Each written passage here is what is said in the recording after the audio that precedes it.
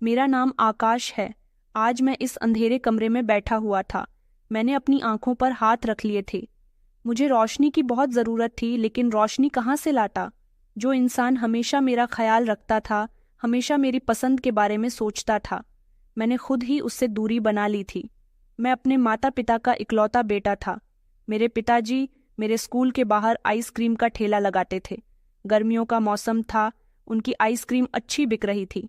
मेरे पिताजी ने मुझे पढ़ाने लिखने के लिए, मेरी हर ख्वाहिश पूरी करने के लिए अपनी जिंदगी में बहुत सारे जतन किए थे। एक मैं था जो हमेशा उनसे उखड़ा उखड़ा रहता था, सिर्फ इस बात पर कि वो गरीबों की तरह दिखते हैं, गरीबों के जैसे जिंदगी गुजार रहे हैं। इतने मॉडर्न जमाने में भी पुरानी सोच रखते हैं। हालांकि मेरी उम्र अब भी इतनी नहीं थी। मुझे अपने पिता से बात करने में भी नफरत महसूस होती थी। मैं स्कूल में पढ़ रहा था। जब मैं 8वीं क्लास में था, तब मेरा ऐसे स्कूल में एडमिशन हुआ था जिसके बाहर मेरे पिताजी आइसक्रीम बेचते थे। अब मैं स्कूल से बाहर निकलने के बाद जब अपने पिताजी को तड़पती भड़कती गर्मी में आइसक्रीम बेचते हुए देखता, तो मुझे उन पर बहुत गुस्सा आता था। मैंने कभी किसी को ये नहीं बताया था कि आइसक्रीम बेचने वाले आदमी मेरे पिता हैं। मुझे मेरे चाचा जी बहुत पसंद हैं। वो अमीर इंसान थे, उनके घर में किसी चीज़ की कोई कमी नहीं थी। चाचा जी हमेशा हमारे घर आते तो कहते थे कि तुम मेरे साथ शहर चलो, वहाँ शहर के स्कूल में तुम्हारा एडमिशन करवा दूंगा। मगर माँ और पिताजी कभी मुझे खुद से दूर जाने ही नहीं देते थे। एक दिन मेरे घर में बहुत बड़ा झगड़ा हुआ। अगले दिन माँ और पिताजी ने मेरा सामान पैक करके मुझे खुद ही चाचा जी के यहाँ भेज दिया। जब मैं वहाँ गया तो कुछ दिन तो सब कुछ बिल्कुल ठीक चलता रहा, लेकिन कुछ दिनों के बाद अचानक मुझे अपने माता पिता की याद आने लगी। मैं यहाँ पर पूरे 5 साल रहा। एक दिन अचानक मेरी माँ का फ़ोन आया कि बेटा, तुम्हारे पिताजी की आखिरी सांसें चल रही हैं, घर आ जाओ, वो अंतिम समय में तुमसे कुछ बात करना चाहते हैं। मैं जैसे ही घर आया तो मैंने देखा कि पिताजी हमारे घर की उस टूटी हुई घाट पर लेटे हुए थे जिस पर अक्सर वो लेटे थे, और मेरे लिए उन्होंने छोटा सा दीवान बनवाया हुआ था जिसमें मैं आराम से सोता था। मेरा वो दीवान अभी भी वैसा का वैसा ही मेरे कमरे में रखा हुआ था। इसका मतलब कि पिछले 5 साल से किसी ने मेरे सामान को इस्तेमाल नहीं किया था। पिताजी की हालत बहुत खराब थी। उनकी अंतिम सांसें चल रही थीं। उनकी ऐसी कंडीशन देखकर मेरी आंखों में आंसू आ गए थे। मैं जैसे ही उनके बराबर में जाकर बैठा, पिताजी ने मेरे कान में एक ऐसी बात कही जिसे सुनकर मेरे पैरों तले से जमीन निकल गई थी। बस फिर जो मेरे आंसू निकलने शुरू हुए, रुकने का नाम ही नहीं ले रहे थे। मैं बचपन से ही अपने पिता को कोई न कोई ऐसा काम करते हुए देख रहा था जिस पर मुझे हमेशा शर्मिंदगी महसूस होती थी। मेरे पिताजी और मेरे चाचा जी सिर्फ 2 ही भाई थे। चाचा जी शहर में रहते थे और हम लोग मिर्ज़ापुर के एक छोटे से गांव में रहते थे। मेरे पिताजी ने बचपन से ही मेहनत मजदूरी की थी, इसलिए अभी तक वो कामयाब नहीं हुए थे, जबकि मेरे चाचा जी हमेशा हर मामले में चालाक रहे थे। उनके वो दोनों ही बेटे लगभग मुझसे उम्र में छोटे थे। मैं अपने गांव में एक ऐसे स्कूल में पढ़ता था जहां गांव के सबसे ज्यादा अमीर लोगों के बच्चे पढ़ते थे। शुरू से ही मेरे पिताजी ने मेरी परवरिश में कोई कमी नहीं छोड़ी थी।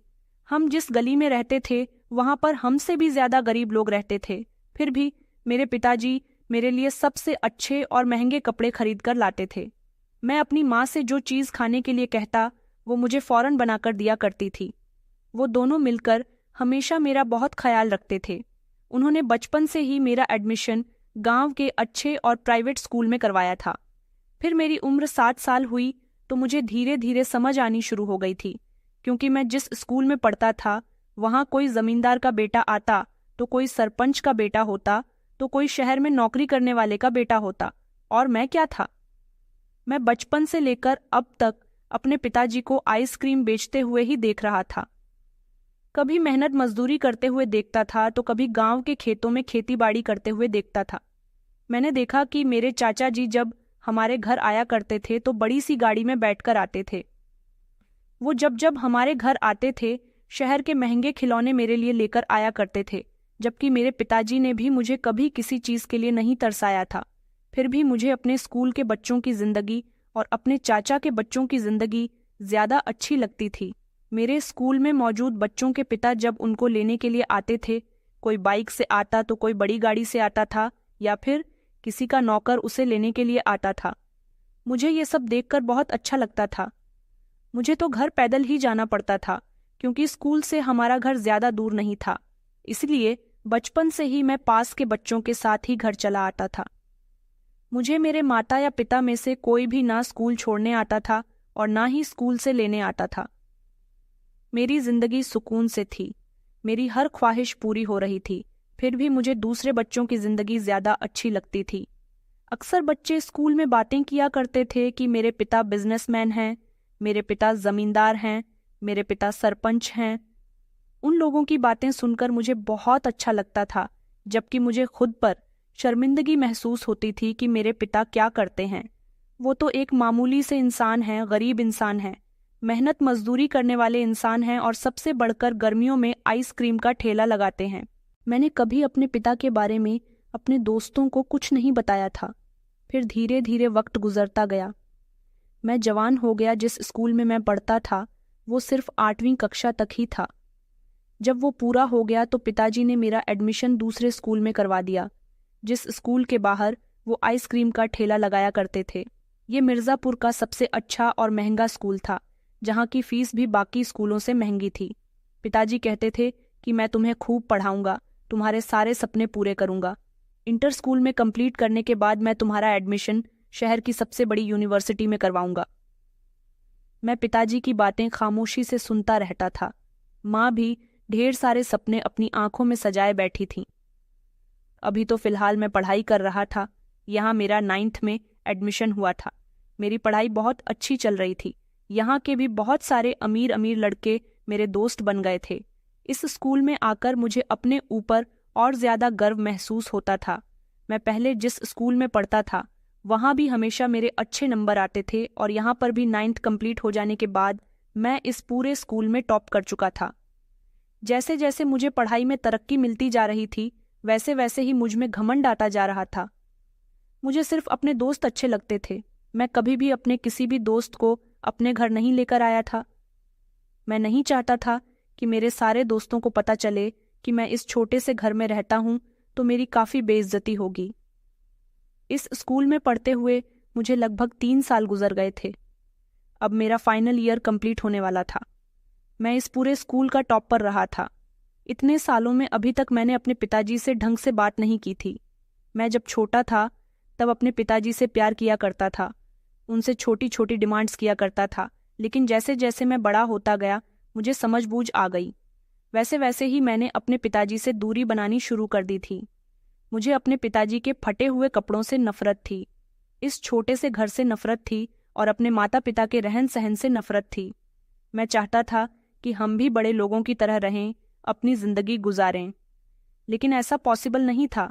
अक्सर चाचा जी हमारे घर पर आते थे तो मेरे लिए बहुत सारे गिफ्ट्स लेकर आया करते थे। अब तो उनके दोनों बेटे जवान हो गए थे। दोनों पढ़ाई में इतने बिजी हो गए थे कि वो अब हमारे घर पर नहीं आते थे। चाची को तो हमारे यहाँ आना बिल्कुल भी पसंद नहीं था, इसलिए मैंने उनको अक्सर हमारे रिश्तेदारों की शादियों में ही देखा था। वह कभी हमारे घर पर नहीं आई थी। मैं पिताजी से तो बात करना भी पसंद नहीं करता था, उनकी तरफ देखना भी पसंद नहीं करता था, हालांकि वो मुझसे बात करने की बहुत कोशिश करते थे। मेरी बढ़ती हुई उम्र के साथ साथ उन्हें मुझसे बहुत सारी उम्मीदें भी होने लगी थीं, मगर मुझे उनकी उम्मीदों से कोई मतलब नहीं था। इतनी दूरी बनी रहेंगी उतना ही मेरे लिए अच्छा है। मैं हमेशा माँ से कहा करता कि हम लोग भी शहर चलते हैं, चाचा जी के घर चलते हैं, मगर माँ हर बार इनकार कर दिया करती थी। बेटा, वो बड़े लोग हैं, वो यहाँ आ जाते हैं, उनको आने दो, मगर हमारी इतनी हैसियत नहीं कि हम उनके घर जा सके।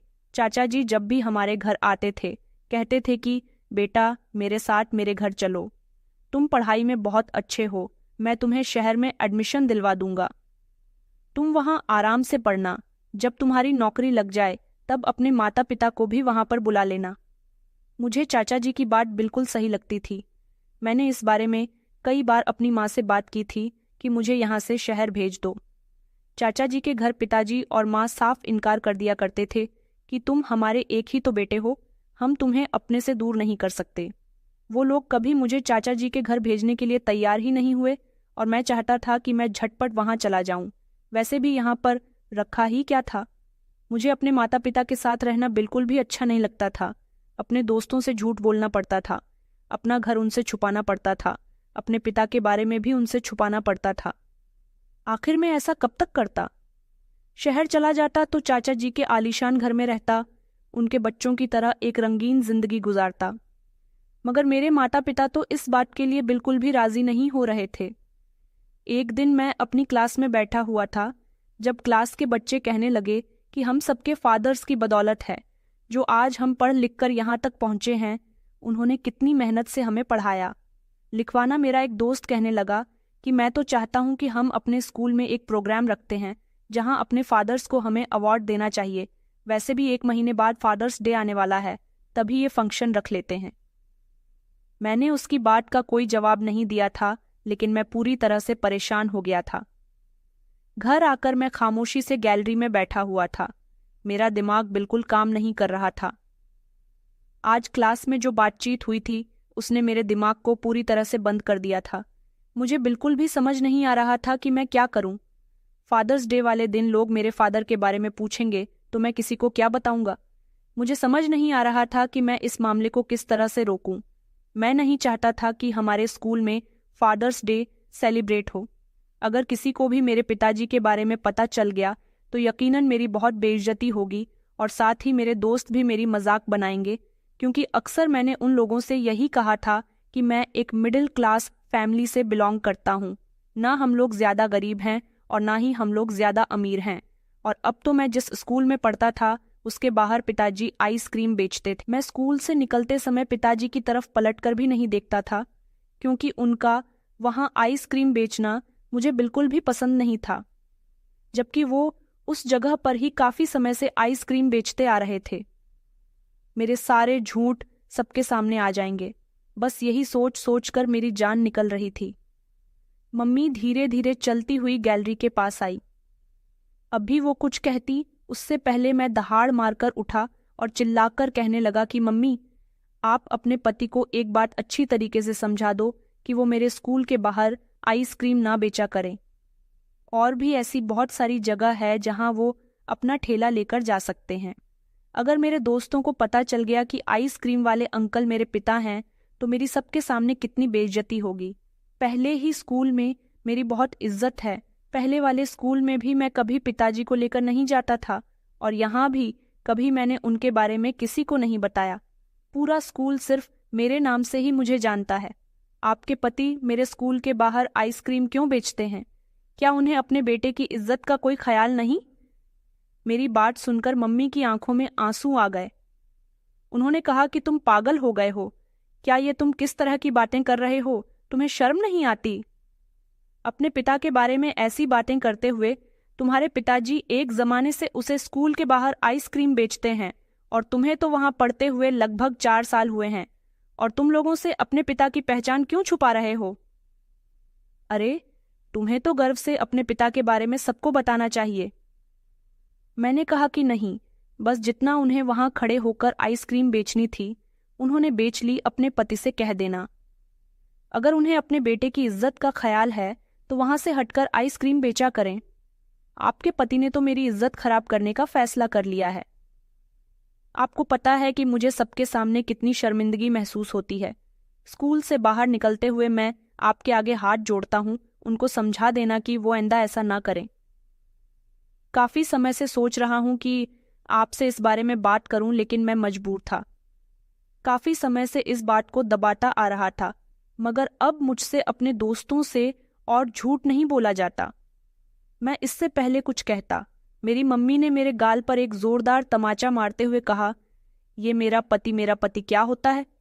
वो तुम्हारे पिताजी हैं। तुमसे अपने पिताजी का नाम तमीज से नहीं लिया जाता। वो सारा दिन तुम्हारे लिए धूप में मेहनत मजदूरी करते हैं ताकि तुम्हारी जिंदगी में आराम आ सके, तो तुम अच्छे कपड़े पहन सको, अच्छा खाना खा सको, तुम अच्छी शिक्षा हासिल कर सको। आज जब तुम इस काबिल हो गए हो तो अपने पिता को पिता कहते हुए तुम्हें शर्म आ रही है।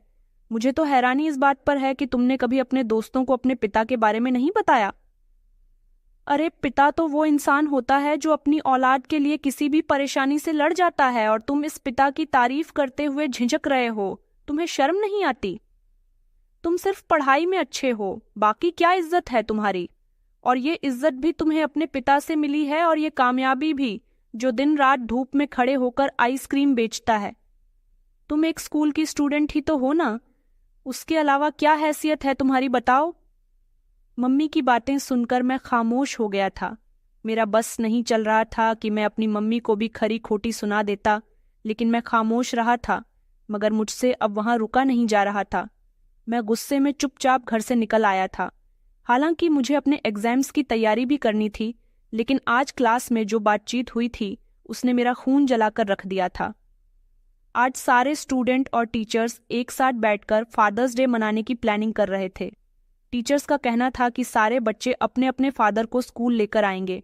बच्चे कहने लगे कि जी, हम खुद भी अपने फादर को बेहतरीन फील करवाना चाहते हैं, जबकि टीचर भी कुछ यही चाह रहे थे और मैं स्कूल का टॉपर था। मैं इस बात को नज़रअंदाज कर रहा था। मेरी बात सबसे ज़्यादा स्पेशल थी, मुझे सबसे ज़्यादा अहमियत दी जाती थी। यही वजह थी कि मैं हद से ज़्यादा परेशान हो गया था। मैं जानता था कि फादर्स डे वाले दिन सब लोग सबसे पहले मुझे ही मेरे पिता को स्टेज पर लाने के लिए कहेंगे। भला मैं कैसे उन्हें अपने स्कूल ले जा सकता हूँ? सबने उनका चेहरा देख रखा था, मगर किसी को ये नहीं पता था कि वो मेरे पिताजी हैं। हर कोई उन्हें आइसक्रीम वाले अंकल के नाम से जानता था। अगर मैं उन्हें स्टेज पर ले जाकर खड़ा कर दूंगा तो मेरी क्या इज्जत रह जाएगी? यही बात मेरा दिल जला रही थी। काफी देर तक मैं घर के बाहर ही बैठा रहा, इस बारे में सोचता रहा था, और फिर थक हार कर जब घर वापस आ गया था, क्योंकि मुझे अपने एग्जाम्स की फिक्र हो रही थी, मुझे उसकी तैयारी भी तो करनी थी। काफी देर तक घर के बाहर इधर उधर टहलने के बाद मैं घर पहुंचा तो पिताजी अपना ठेला अंदर खड़ा कर रहे थे। मैंने उन्हें एक नज़र देखा और कमरे में जाने लगा था। काफी समय से मैं उनसे कोई बात भी नहीं कर रहा था। मैं अंदर जा रहा था जब उन्होंने मुझे आवाज लगाई। मैंने पलटकर उनकी तरफ देखा तो लम्हा भर के लिए मेरे दिल में कुछ हुआ था। उनका पूरा शरीर पसीने से भीगा हुआ था, माथे पर पसीने के कतरे थे, बाल बिखरे हुए थे। मुझे अपनी सोच और बातों पर थोड़ी देर के लिए शर्मिंदगी महसूस होने लगी थी, लेकिन मैंने फौरन ही अपनी शर्मिंदगी को दूर कर दिया। वो मुझे देखते हुए कहने लगे थे कि बेटा, ये पैसे रख लो। कुछ दिन पहले तुम अपनी मम्मी से कह रहे थे कि तुम्हें कुछ किताबें खरीदनी हैं। तब मेरे पास पैसे नहीं थे, मगर अब मैंने तुम्हारे लिए पैसे इकट्ठे कर लिए हैं। तुम अपनी किताब ले आना। उनके हाथ में मौजूद पैसे देखकर मुझे एक बार फिर से गुस्सा आया था, क्योंकि ये रुपये 500 या 2000 के नोट नहीं थे, बल्कि रुपये 20, रुपये 10, रुपये 5 और 50 रुपये के नोट थे। ऐसा लग रहा था जैसे कि सारे के सारे चिल्लर हों। मैंने खामोशी से पैसों को अपने हाथ में ले लिया था। मुझे किताबें तो खरीदनी थी, इसलिए फिलहाल मैंने गुस्सा नहीं किया था। वो मुझे देखते देखते आगे कहने लगे थे कि बेटा, आगे भी कुछ चाहिए क्या? जो भी चाहिए मुझे बता देना। मैं जल्द से जल्द पैसों का इंतजाम करके कोशिश कर लूंगा और तुम्हें जो भी चाहिए वो चीज़ तुम्हें दिलवा दूंगा। जबकि मैं बिना कोई बात किए अपने कमरे में आ गया था। अंदाज से सब झलक रहा था कि वो मेरे साथ कुछ और देर बातचीत करना चाहते हैं, लेकिन मेरा दिल उनके साथ बात करने को बिल्कुल भी नहीं कर रहा था। उनकी कंडीशन इतनी खराब हो रही थी कि जब तक वो नहा नहीं लेते मुझसे उनके पास बिल्कुल भी नहीं बैठा जाता। कुछ देर के बाद मम्मी कमरे में दाखिल हुई थी और मुझे देखते हुए गुस्से से कहने लगी कि तुम्हारे पिताजी तुमसे बात करना चाहते हैं, इसलिए तुमसे सवाल पूछ रहे थे और तुम उन्हें दो टूक जवाब देकर कमरे के अंदर आ गए। तुम्हें शर्म आनी चाहिए आकाश, तुम क्यों इस तरह की हरकतें कर रहे हो? अपने पिता के साथ तुम अपने घर में अपने पिता से बात नहीं करते? मुझे लगता था कि शायद तुम बड़े हो रहे हो और तुम बहुत ही शांत बिहेवियर के इंसान होते जा रहे हो, इसलिए तुम बात नहीं करते। मगर मुझे क्या पता था कि तुम तो अपने पिता के लिए अपने दिल में नफरत लिए बैठे हो। तुम ऐसी हरकतें क्यों कर रहे हो कि तुम अपने ही पिता की नजरों में गिर जाओ?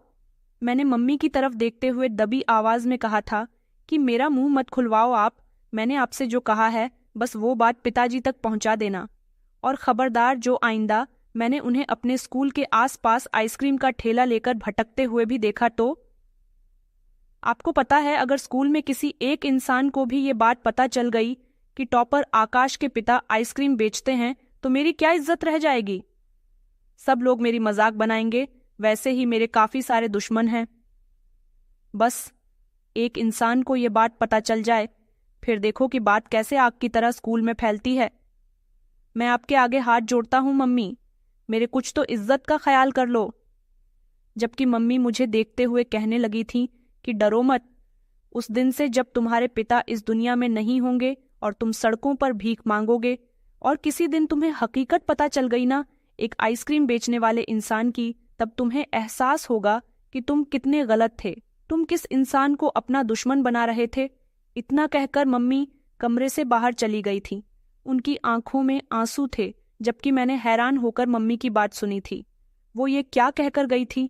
उनकी बात मेरी समझ से बाहर थी, लेकिन कुछ तो था जो उनकी आंखों के अंदाज में था। उनकी आंखें कुछ बताना चाहती थीं, लेकिन शायद किसी ने उन्हें मना किया हुआ था। मैं काफी देर तक यही सोचता रहा था, फिर अपना सर झटककर खामोशी से अपनी पढ़ाई में बिजी हो गया था। मैं बेवजह की सोच अपने दिमाग में डालकर अपने दिमाग को खराब नहीं करना चाहता था। वक्त धीरे धीरे गुजरता जा रहा था। अगली सुबह के सूरज की रोशनी चारों तरफ फैल गई थी। मैं सुबह जागा तो पिताजी अपना ठेला तैयार कर रहे थे, मगर मैं उनसे पहले निकल गया था। एक लम्हे के लिए मन कर रहा था कि उनको बोल दूं कि आज मेरे स्कूल के आसपास बिल्कुल भी दिखाई मत देना, लेकिन मुझमें इतनी हिम्मत नहीं थी कि मैं पिताजी के सामने इस तरह की बात कर सकूं। हाँ, मैं मम्मी को तो सब कुछ बोल सकता था, उनसे लड़ सकता था, मगर मैं पिताजी के सामने कुछ नहीं कहता था। वो मेरे पिता थे, इस बात का एहसास मुझे अच्छी तरह से था। रास्ता पार करते हुए मेरी आंखें लम्हा भर के लिए भीग चुकी थीं। काश मेरे पिताजी भी पढ़े लिखे इंसान होते, अमीर होते, वो भी किसी बड़ी कंपनी में काम करते, जिस तरह बाकी सारे स्टूडेंट्स के पिता करते हैं। काश मैं भी एक अमीर पिता का बेटा होता। बार बार मेरे दिल में यही बात आ जाती थी और मैं लगातार खुद को भटकाने की कोशिश कर रहा था, जो एक ऐसी बात सोच रहा था जो बिल्कुल भी पॉसिबल नहीं थी। सारे रास्ते यही सोचते हुए मैं स्कूल पहुंच गया था। सारे स्टूडेंट अंदर जा रहे थे। मैं अपनी क्लास में पहुंचा तो वहां पर फादर्स डे के बारे में ही प्लानिंग चल रही थी। मैं काफी परेशान हो रहा था। मुझे ये सब बिल्कुल भी ठीक नहीं लग रहा था। मेरे पिताजी के बारे में मुझसे सबने पूछा था, मगर मैं पिताजी को लेकर नहीं जाता। तब भी स्कूल के लोग मेरे पिताजी की फोटो मांगते, जो स्क्रीन पर चलती, और यही बात मुझे बहुत ज्यादा मुश्किल में डाल रही थी। अभी मैं अपनी जगह पर बैठा ही था जब क्लास का मॉनिटर मेरे पास आया था और मुझे देखते हुए कहने लगा कि देखो आकाश, क्लास का मॉनिटर तो मैं हूँ, लेकिन तुम भी जानते हो कि सारी तैयारियां तुम्हारे हाथ में है। मैंने सारे स्टूडेंट्स के नाम लिख दिए हैं, बाकी तुम अपने हिसाब से तैयारियां देख लो। टीचर ने कहा था कि तुम्हें हर चीज में आगे से आगे रहना है। तुम्हारे पिताजी को एक अवार्ड भी दिया जाएगा, इसलिए तुम अपने तरीके से सब चीज संभाल लेना। मैंने फिलहाल तो अपना सर हाँ में हिला दिया था। मैं बात को आगे और नहीं बढ़ाना चाहता था। मुझे पता था कि ऐसा तो होना ही है, और यही चीज मुझे सच में बहुत परेशान कर गई थी। सारा दिन इसी कन्फ्यूजन में गुजर गया था। जो भी टीचर आ रहे थे, मुझे कोई ना कोई चीज ऐड करने के लिए बोल रहे थे, जबकि मैं उन सब के मुताबिक काम कर रहा था। कुछ देर के बाद छुट्टी का वक्त आने को हुआ तो मैं जानता था कि अब सारे बच्चे मेरे पिताजी के ठेले पर जाकर उनसे आइसक्रीम खरीद कर खाएंगे और यहीं से मुझे बचकर निकलना है। मगर आज शायद ये मुमकिन नहीं। मैं जैसे ही क्लास से बाहर निकला, मेरे दोस्तों ने मुझे पकड़ लिया और सब मुझे देखते हुए कहने लगे कि कुछ दिन के बाद फादर्स डे है, सब तुम्हारे पिता को देखना चाहते हैं, तो आज हम सब तुमसे आइसक्रीम की ट्रीट लेना चाहते हैं। उन लोगों की बात सुनकर मेरी सांस रुक गई थी। मैं उन लोगों को देखते हुए कहने लगा कि नहीं यार, मैं अभी जा रहा हूँ, मुझे देर हो रही है, घर पर मम्मी इंतजार कर रही होंगी, तुम लोग खाओ, मैं फिर कभी खा लूंगा। मगर वो सब मुझे जबरदस्ती पिताजी के ठेले पर ले आए थे। उन्हें देखकर मैंने नजर चुराई थी और बहुत धीरे से सबके लिए आइसक्रीम मांगी थी। पिताजी मुझे अपने ठेले पर देखकर काफी खुश हुए थे। उनकी खुशी छुपाई से नहीं छुप रही थी। ये बात मेरे साथ के लड़कों ने भी महसूस की थी। एक दो ने तो उनसे पूछ भी लिया था कि अंकल आप क्यों मुस्कुरा रहे हो, जबकि वो खामोश रहे थे। लेकिन इस सवाल पर मेरा दिल इतना बेचैन हो गया था कि मैं शब्दों में बयान नहीं कर सकता था। अगर पिताजी के मुंह से ये बात निकल जाती कि मैं अपने बेटे के आने पर खुश हूं, तो मेरी क्या इज्जत रह जाती। मेरा पूरा शरीर एक लम्हे के लिए जैसे ही कांप उठा था। सबके लिए आइसक्रीम लेने के बाद मैंने जैसे ही पैसे पिताजी की तरफ बढ़ाए तो उन्होंने इशारे से मुझे मना कर दिया था, लेकिन वह जानबूझकर वो पैसे रख आया था, क्योंकि अगर वहां जरा भी किसी को शक हो जाता तो मेरे लिए बहुत मुश्किल हो जाती। मैं किस किस को समझाता, किस किस को जवाब देता। मैं जानता था कि पिताजी घर आने के बाद मुझसे इस बारे में बात जरूर करेंगे, लेकिन फिलहाल मैंने अपनी जान बचा ली थी। सब आइसक्रीम खाते हुए घर की तरफ रवाना हो रहे थे। हर किसी के मुंह पर फादर्स डे के बारे में ही बातें चल रही थीं। इनविटेशन कार्ड तैयार किए जा रहे थे जो हर स्टूडेंट के घर भेजे जाने वाले थे। मेरा स्कूल कोई मामूली स्कूल नहीं था, बल्कि काफी बड़े आदमी का स्कूल था और काफी बड़ी जगह में बना हुआ था, जहां पर हर फैसिलिटी मौजूद थी। कभी कभी मुझे अपने पिता पर गर्व भी होता था कि वो इतनी मेहनत करके मुझे इतने अच्छे स्कूल में इतनी महंगी शिक्षा दिलवा रहे हैं, लेकिन उनकी ये हरकत मेरा खून खौला देती थी। मैंने कितनी बार मम्मी को समझा दिया था कि वो कहीं और आइसक्रीम बेच लिया करें। मुझे कोई ऐतराज नहीं है, उन्हें जो काम करना है वो करें, मगर मेरे स्कूल के पास ना किया करें, जहां मेरी इज्जत है, मेरा नाम है। मम्मी कहती थी कि तुम इतनी आसानी से ये बात कह देते हो, वो जगह तुम्हारे पिता की पुरानी जगह है और पुरानी जगह पर उनकी आइसक्रीम की जितनी सेल होती है उतनी किसी नई जगह पर नहीं होगी। मम्मी को कभी ये बात समझ नहीं आई थी। वो तो बस अपनी यही बात कहकर मेरी बात को दबा दिया करती थी। रोज की तरह वो दिन भी गुजर गया था। शाम 6 बजे के करीब पिताजी जब घर आए तो मैं अपने कमरे में पढ़ाई कर रहा था। मुझे उनके आने का एहसास हो चुका था, लेकिन मैंने बाहर जाना बिल्कुल भी ठीक नहीं समझा था। कुछ लम्हे इसी तरह से गुजर गए थे जब अचानक पिताजी ने मुझे आवाज देकर बुलाया था। मेरा मन कर रहा था कि मैं उन्हें मना कर दूं कि मैं अभी नहीं आ रहा, मुझे अपनी पढ़ाई पूरी करनी है, लेकिन वो मेरे पिताजी थे, इसलिए मैं चुपचाप बाहर आ गया था। वो अपनी टूटी हुई चारपाई पर बैठे हुए थे, मुझे अपने करीब आने का बोल रहे थे। मैं जानता था कि उनके पास बैठूंगा तो पसीने की बदबू आएगी, जो मेरी बर्दाश्त से बाहर थी, मगर फिर भी न चाहते हुए भी मैं उनकी तरफ बढ़ गया था, लेकिन थोड़ी दूरी पर बैठा था। वो मेरी तरफ पैसे बढ़ाते हुए कहने लगे कि अरे बेटा, मैंने आज तुम्हें इशारे से मना किया था कि तुम पैसे मत दो, फिर भी पैसे रखकर चले आए। मैंने चुपचाप वो पैसे उठा लिए थे, उनसे कुछ नहीं कहा था। मैं जानता था कि उनको मेरी बात का कभी बुरा नहीं लगता, इसलिए वो मुझसे बहाने बहाने से कोई ना कोई बात करने की कोशिश करते रहते हैं, मगर मैं अपने नाम का पक्का था। आज भी मैंने उनसे कोई बात नहीं की थी। जब मैं छोटा था तभी मेरा संबंध उनसे गहरा था, लेकिन जैसे जैसे मैं बड़ा होता गया मैंने उनसे दूरी बनानी शुरू कर दी। मैं ज्यादातर अपनी मम्मी के करीब था और अब तो ना मुझे पिताजी में कोई इंटरेस्ट था और ना ही मम्मी में। बस वो मेरे नाम के ही माता पिता रह रहे थे, ना मुझे कोई मुकाम दे पा रहे थे और ना ही वो इज्जत। वक्त धीरे धीरे गुजरता जा रहा था। स्कूल में फादर्स डे की तैयारियां जोरों शोरों पर थीं। मेरे लिए एक बड़ा इनविटेशन कार्ड दिया गया था जिस पर साफ शब्दों में लिखा हुआ था कि अपने पापा के साथ आना है, उनका नाम अनाउंस किया जाएगा और फिर उन्हें अवार्ड दिया जाएगा बेस्ट फादर का। आप उनकी वजह से ही तो यहाँ पर हैं, उनकी मेहनत की वजह से ही आपके इतने अच्छे नंबर्स आते हैं, आप अपने पिता की वजह से ही इतने कामयाब हो सके। उनकी बात मेरे दिल को लगी थी, मगर मैं फिर भी खामोश रहा था। मुझे बिल्कुल भी समझ नहीं आ रहा था कि मैं क्या करूं। फादर्स डे आने में सिर्फ 2 दिन रह गए थे। एक लम्हे के लिए मन कर रहा था कि पिताजी को लेकर चलता हूं, लेकिन पता चल गया तो कौन मुझसे सवाल जवाब करेगा, अब जो होना है हो जाएगा। मगर दूसरी तरफ मैं इस बारे में सोचता था कि मेरी बेइज्जती होगी, ये सोचकर मेरा दिमाग घूम जाता था। मैं कितनी बातें सुनूंगा, कितने स्टूडेंट्स मेरा मजाक बनाएंगे, कहीं स्टूडेंट्स मुझे गरीब ना समझे। मैं किसी की नज़रों में खुद के लिए रहम नहीं देखना चाहता था। यही वजह थी कि मेरा दिमाग बिल्कुल काम नहीं कर रहा था। वक्त गुजरता जा रहा था, 2 दिन बीत गए थे और आज फादर्स डे था। मुझे पता था कि ब्रेक टाइम के बाद फंक्शन शुरू किया जाएगा। मैं कमरे से बाहर आया तो पिताजी अपना ठेला साफ कर रहे थे। यकीनन आज भी वह अपने काम पर ही जाने वाले थे। मैंने उन्हें ध्यान से देखा था। हल्के नीले रंग की शर्ट और बहुत पुरानी घिसी हुई पैंट पहने हुए थे। वो बहुत मेहनत से अपने ठेले की सफाई कर रहे थे ताकि वहां पर मौजूद बच्चे उनसे आइसक्रीम खरीद सकें, क्योंकि बहुत से लोगों को साफ सफाई बहुत पसंद होती है। मेरा दिल भर के आ गया था, मगर मैंने फौरन ही उनसे नजरें चुरा ली थीं। मैं उनकी तरफ देखना ही नहीं चाहता था। दिल अजीब से कंडीशन का शिकार हो रहा था।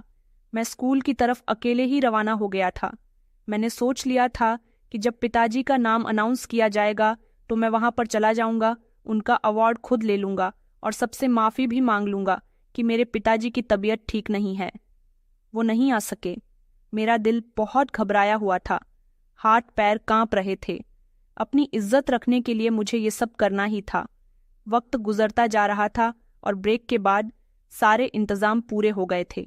मुझे सबसे पहले लाइन में बिठा दिया गया था। मेरे बैठते ही सर ने मुझसे मेरे पिताजी के बारे में जिक्र किया था। फिलहाल मैं खामोश रहा था और उन्हें कोई जवाब नहीं दिया। धीरे धीरे पूरा हॉल भरना शुरू हो गया था और कुछ देर के बाद सारे स्टूडेंट्स के पिता हॉल में जमा हो गए थे। तालियों के साथ फंक्शन शुरू कर दिया गया था। पहले छोटे क्लास के टॉपर के फादर को बुलाया गया था। उन्हें बहुत इज्जत दी गई थी, उनके लिए तालियां बजाई गई थीं, उनके पिता को अवार्ड दिया गया था। ये सब देखकर न जाने कि मुझे अपने पिता की याद आने लगी थी कि मैं उन्हें भी यहाँ पर ले आता। मैंने गलत किया। पता चलता तो चल जाता है, इसमें कौन सी गलत बात है? वो मेहनत से कमाते हैं। ये बातें भी एक तरफ मेरे दिल में आ रही थीं, जबकि दूसरी तरफ दिमाग इन सब चीज़ों से इनकार कर रहा था कि आकाश, जज्बाती होने से कोई फायदा नहीं है। जज्बातीपन से इज्जत कभी बरकरार नहीं रह पाई। जब सबके बीच में बैठूंगा तो सारे बच्चे मुझे ही बेइज्जत करेंगे, इसलिए बेहतर यही है कि मैं खामोश रहूं। वक्त धीरे धीरे गुजरता जा रहा था और अब हमारी क्लास का नाम अनाउंस हुआ था। सबसे पहले मुझे और मेरे पिता को स्टेज पर बुलाया गया था। मेरा दिल धीरे धीरे धड़क रहा था। मैं अपनी जगह पर बिल्कुल खामोशी से बैठा रहा। मेरी आंखों में आंसू आ रहे थे। मुझे अपनी गलती का एहसास हो रहा था। मुझे पिताजी को लेकर आना चाहिए था, लेकिन मैंने खुद को मजबूत कर लिया था। इतनी जल्दी मैं हार नहीं मान सकता। मैं हिम्मत करके अपनी जगह से खड़ा हुआ था और अकेले ही स्टेज की तरफ बढ़ा था। सारे स्टूडेंट मुझे ही ध्यान से देख रहे थे। सबको ही मेरे पिताजी से मिलने का अरमान था, लेकिन मैंने सबके अरमानों पर पानी फेर दिया था। मैं जैसे ही स्टेज पर चढ़ा तो टीचर मुझे देखते हुए कहने लगी कि आपके फादर कहाँ हैं? आकाश। उनकी बात सुनकर मैं गहरी सांस लेते हुए उनसे माइक लेकर सबसे पहले सारे स्टूडेंट्स को हेलो कहा और फिर धीमी आवाज में अपनी वही बात दोहराई जो मैंने तय कर ली थी। मेरी बात सुनकर उन्होंने मुझे आशीर्वाद दिया था कि जल्द ही आपके पिताजी सेहतमंद हो जाएंगे और वो अवार्ड मेरी तरफ बढ़ा रहे थे। लेकिन मेरे पिताजी के बारे में बहुत तारीफ की गई थी कि वो बहुत अच्छे इंसान हैं। उन्होंने मुझे बहुत काबिल बनाया। ये बात हकीकत थी। इस बात को तो मैं भी एक्सेप्ट करता था, लेकिन जुबान से कहना मेरे बस की बात नहीं थी। मगर आज मैं काफ़ी मायूस था। दिल बहुत उदास हो रहा था। काश मेरे पिता भी और बच्चों के पिता की तरह होते। सबके पिता की तरह वह भी एक बेहतरीन जगह पर काम करते होते। वह मेहनत मजदूरी ना करते, आइसक्रीम ना बेचते। मैं अपना दिल दबाकर रह गया था। छुट्टी के समय जब मैं घर से निकला तो मैंने एक नज़र अपने पिता पर डाली थी, जो बहुत मेहनत से गर्मी में खड़े हुए आइसक्रीम बेच रहे थे। मैं अपना सर झटक कर घर पहुंच गया था, लेकिन घर जाते ही जो खबर मुझे दी गई थी वह सुनकर मैं अपनी जगह पर हैरान रह गया था। मुझे सच में इस बात पर यकीन नहीं आ रहा था कि पिताजी इतना बड़ा फैसला मेरे बारे में कैसे कह सकते हैं, क्योंकि मुझे तो यही लगता था कि वो लोग मुझसे बहुत प्यार करते हैं और मुझे खुद से दूर करने के बारे में सोच भी नहीं सकते। मैं घर पहुंचा तो मेरे चाचा जी आए हुए थे। मम्मी ने मेरा सामान पैक करके एक तरफ रख दिया था। उनकी आंखों में आंसू थे। उन्होंने मेरी तरफ देखते हुए कहा कि बेटा, तुम हमेशा से ही यही चाहते थे न कि तुम अपने चाचा के घर चले जाओ, उनके बच्चों जैसी शानदार जिंदगी गुजारो। तो मैं और तुम्हारे पिताजी ने फैसला किया है कि तुम आज और अभी इसी समय अपने चाचा जी के साथ उनके घर रहने के लिए जा रहे हो। वैसे भी तुम्हारा इंटर कंप्लीट हो गया और तुम्हारी परीक्षा का सेंटर भी उनके ही शहर में पड़ेगा, इसलिए तुम वहीं से परीक्षा दे देना और तुम्हारे चाचा जी तुम्हारा वहाँ 6 यूनिवर्सिटी में एडमिशन करवा देंगे। हम तुम्हारे चाचा जी को सारा खर्चा भेज देंगे। जब तक तुम्हारी पढ़ाई चलेगी तुम अपने चाचा जी के घर पर ही रहोगे।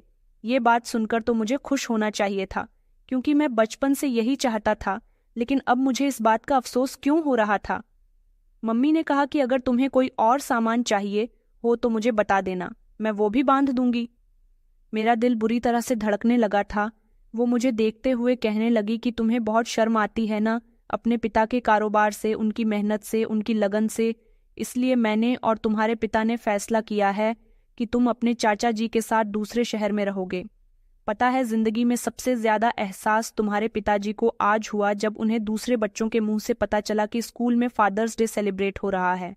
सारे बच्चे अपने पिता को लेकर जा रहे हैं, मगर तुमने झूठे मुंह को भी अपने पिता से नहीं कहा कि वो तुम्हारे साथ स्कूल चले, क्योंकि तुम चाहते ही नहीं कि तुम्हारे पिता दूसरों के सामने आए, लोगों को पता चले कि यह आइसक्रीम बेचने वाला इंसान तुम्हारा। यही वजह है कि आज तुम्हारे पिता ने तुम्हारे लिए यह फैसला किया है। यही तुम्हारे लिए बेहतरीन फैसला है और तुम भी तो ऐसा ही चाहते हो। हमने हमेशा तुम्हारे लिए वही किया जो तुम्हें पसंद आया, जो तुम्हारे लिए अच्छा हुआ, तो अब भी हम तुम्हारे लिए वैसा ही कर रहे हैं। उनकी बात सुनकर मैं अपनी जगह पर खामोश खड़ा हो गया था, क्योंकि मेरे लिए अब सच में ये बात बर्दाश्त से बाहर थी। ये बात सही थी। मुझे अपने पिता का नाम पसंद नहीं था, लेकिन मैं अपनी फैमिली को छोड़ना नहीं चाहता था। मैं कुछ कहता इससे पहले ही मम्मी कहने लगी कि तुम्हें कोई ऐतराज तो नहीं है, जबकि मैं कुछ देर के लिए खामोश रहा था। एक तरफ दिल में डर था कि पिताजी के बारे में अगर यहाँ किसी को पता चल गया तो मेरी क्या इज्जत रह जाएगी। दूसरी तरफ डर ये था कि मैं अपनी फैमिली से दूर हो जाऊंगा। अब ये लोग मेरे लिए ऐसा फैसला कर चुके थे तो मुझे इस बात से कोई ऐतराज नहीं था।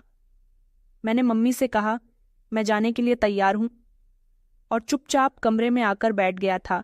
सामान को चेक करने लगा था। अगर सच में कुछ रह गया है तो मैं वो भी रख लूंगा। थोड़ी देर ही गुजरी थी जब पिताजी भी घर वापस आ गए थे। वो अपने ठेले को लेकर घर में दाखिल हो रहे थे। उन्हें देखकर मैं एक लम्हे के लिए चौंक गया था। उनकी आंखों में आंसू थे, चेहरा घबराया हुआ था।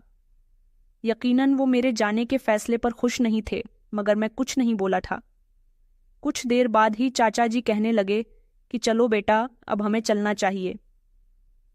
मैं जाने के लिए तो तैयार हो गया था, लेकिन मेरा इरादा पिताजी से गले लगने का था। मैं उनके करीब हुआ तो उन्होंने चेहरा फेर लिया। मेरे दिल को कुछ हुआ था। कुछ देर के लिए ऐसा लगा जैसे किसी ने मेरे मुंह पर थप्पड़ मार दिया हो। मैं एक बार उनके सीने से लगना चाहता था। न जाने अब मेरी वापसी कब होगी, मगर उन्होंने मुझे मोहलत ही नहीं दी थी। वो खामोशी से रास्ते से हटकर कमरे के अंदर चले गए थे। मेरी आंखों में आंसू आने लगे थे। दिल बुरी तरह से धड़क रहा था। मम्मी आगे बढ़ी थीं। उन्होंने मुझे प्यार किया था। कहने लगी कि ख्याल रखना अपना, वहां से तो तुम बहुत नाम और इज्जत कमाकर आओगे, वहां तो तुम्हें अपने पिता के नाम कभी कोई डर नहीं होगा। जबकि मैंने उनसे एक नज़र भरकर कहा था कि मम्मी, मुझे पिताजी से मिलना है। उन्होंने मुझे उनसे मिलने के लिए साफ इनकार कर दिया था कि वो तुमसे मिलना नहीं चाहते बेटा। उन्होंने साफ मना कर दिया है। वो मुझसे पहले ही कह चुके हैं कि अगर मेरी मौजूदगी मेरे बेटे को बुरी लगती है तो मैं उससे खुद को खुशी खुशी दूर कर दूंगा। तुम जाओ यहाँ से और अपना ख्याल रखना। ये कहकर वो भी नहीं रुकी थी और वापस कमरे के अंदर चली गई थी, जबकि मेरी नज़र अपने माता पिता को ढूंढ रही थी। मैं चाचा जी के साथ उनकी बड़ी सी गाड़ी में बैठकर शहर आ गया था। उनका घर बहुत आलीशान था। जैसे ही मैं घर के अंदर दाखिल हुआ तो चाचा जी के दोनों बेटों ने मुझे गले से लगा लिया। वह मुझे देखकर खुश हुए थे। चाची ने जब मुझे देखा तो मुंह सिकोड़ कर रह गई, जैसे उनको मेरा इस घर में आना बिल्कुल भी पसंद नहीं आया हो। फिर मेरी जिंदगी यहीं चाचा जी के घर पर ही गुजरने लगी। 1 महीना गुजर गया था। मेरे एग्जाम्स का समय आ गया था। मेरे एग्जाम सेंटर चाचा जी के शहर में ही पड़ा था। मैं यहीं से अपनी इंटर की परीक्षा दे रहा था। पढ़ाई में भी खूब मन लग रहा था, लेकिन कहीं ना कहीं मुझे अपने माता पिता की याद आया करती थी। मेरी फ़ोन पर बात मम्मी से तो हो जाती थी, लेकिन पिताजी मुझसे बात नहीं करते थे। मेरा उनसे बात करने का, उनकी आवाज़ सुनने का बहुत मन कर रहा था। मैंने कई बार मम्मी से कहा भी था कि मेरे पिताजी से बात करवा दो। मम्मी ने कहा कि नहीं बेटा, वो तुमसे बात नहीं करना चाहते, तुम सिर्फ अपनी पढ़ाई पर ध्यान दो। यहाँ चाचा जी अच्छे थे, उनके बच्चे अच्छे थे, लेकिन चाची बिल्कुल भी अच्छी नहीं थी। उन्हें अपनी दौलत पर बहुत घमंड था।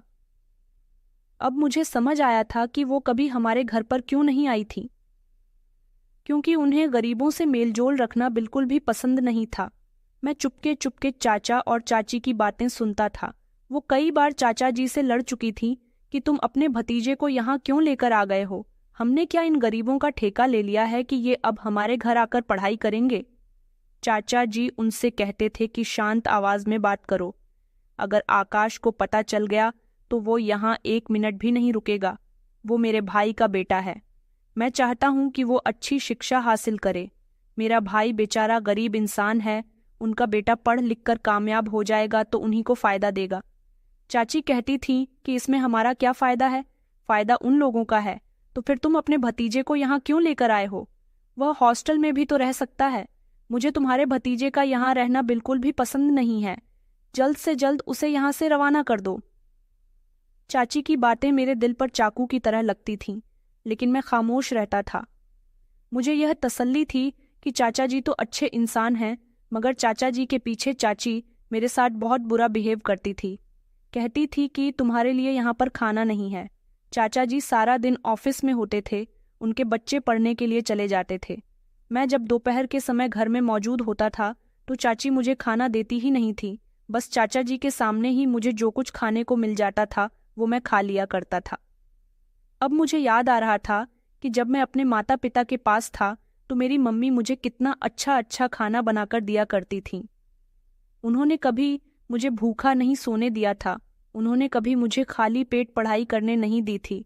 लेकिन अब तो यहाँ सिर्फ चाचा जी की मौजूदगी में ही मुझे कुछ खाने को मिल जाता था। चाची बात बात पर मुझे जलील किया कर। मन तो करता था कि उनको खरी खोटी सुनाऊं, लेकिन फिर सोचता था कि मैं उनके ही घर में रह रहा हूं तो उनको जवाब कैसे दे सकता हूं। यहाँ के हालात बहुत खराब थे। घर बहुत बड़ा था, लेकिन इस बड़े से घर में 1 मिनट के लिए भी वो सुकून नहीं था जो मेरे उस छोटे से घर में हुआ करता था। एक दिन तो चाची जी ने हद ही पार कर दी थी। वो ना जाने मुझसे कौन से जन्म का बदला ले रही थी। एक दिन उन्होंने खुद ही अपने पर्स से पैसे गायब कर दिए और इल्जाम मुझ पर लगा दिया कि मैंने चुराए हैं। वो फालतू का हंगामा कर रही थी। वो चाहती थी कि मैं अपने चाचा जी की नज़रों में गिर जाऊं और चाचा जी मुझे मेरे घर पहुंचा दें। मगर मुझे पूरा यकीन था कि मेरे चाचा जी मुझ पर विश्वास जरूर करेंगे। मेरा विश्वास भी उस दिन चाचा जी के ऊपर से उठ गया था जब उन्होंने अपनी पत्नी की बात पर विश्वास किया था। मेरी बात पर उन्हें कोई यकीन नहीं हुआ। मैं हैरान हुआ था कि चाचा जी कैसे ये सोच सकते हैं कि मैं उनकी पत्नी के ऊपर से पैसे चुरा सकता हूँ। चाचा जी ने जब चाची जी के कहने पर मेरे कपड़ों की तलाशी ली तो उनमें से पैसे निकले थे। चाची ने कहा कि यही मेरे पैसे हैं, लेकिन वो तो मेरे पैसे थे जो मैं अपने घर से यहाँ लेकर आया था, जो मुझे पिताजी ने दिए थे। चाचा जी ने मुझसे कुछ कहा तो नहीं था, लेकिन उनकी नज़रों का बर्ताव बदल गया था। उन्होंने उस दिन के बाद से मुझसे बात करना बहुत कम कर दिया था। मैं समझ गया था कि अब इस घर में मेरी कोई हैसियत नहीं है। मुझे अपने घर वापस चले जाना चाहिए, लेकिन मैं अपनी पढ़ाई, अपनी परीक्षा बीच में छोड़कर कैसे जा सकता था। मम्मी से बात भी मामूली सी होती थी। वह मुझसे ज्यादा बात नहीं करती थी, बस मेरी पढ़ाई के बारे में पूछती थी। कभी कभी मन करता कि उनको सब कुछ बता दूं और कहूं कि मुझे आप लोगों के पास आना है, मगर मेरी हिम्मत ही नहीं होती थी। वक्त गुजरता जा रहा था। देखते ही देखते मुझे यहाँ रहते हुए पूरा 1 साल हो गया था। इस दौरान मैंने एक बार भी अपने पिताजी से कोई बात नहीं की थी, न उनका चेहरा देखा था। मेरा दिल अंदर ही अंदर खोखला होता जा रहा था। वह हर महीने मेरे लिए मेरी ज़रूरत के मुताबिक पैसे मेरे अकाउंट में डलवा दिया करते थे, ताकि मैं अपने खर्चे खुद पूरे कर सकूं और अपनी शिक्षा पर भी पैसे लगा सकूं। मैं सिर्फ चाचा जी के घर में रह रहा था, लेकिन मेरी पढ़ाई का सारा खर्चा अभी भी मेरे पिता की कमाई से ही चल रहा था। मेरा यूनिवर्सिटी में एडमिशन भी हो गया था।